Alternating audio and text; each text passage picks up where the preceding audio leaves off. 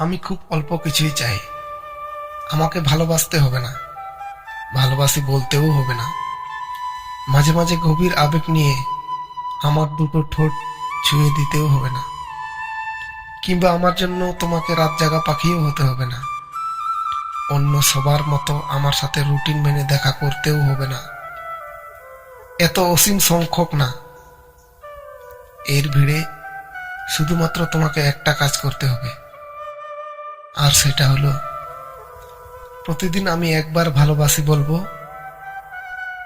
আর তুমি প্রতিবার একটা দীর্ঘশ্বাস ফেলে বলবে আমিও তোমাকে ভালোবাসি। আমি এইটুকুই চাই।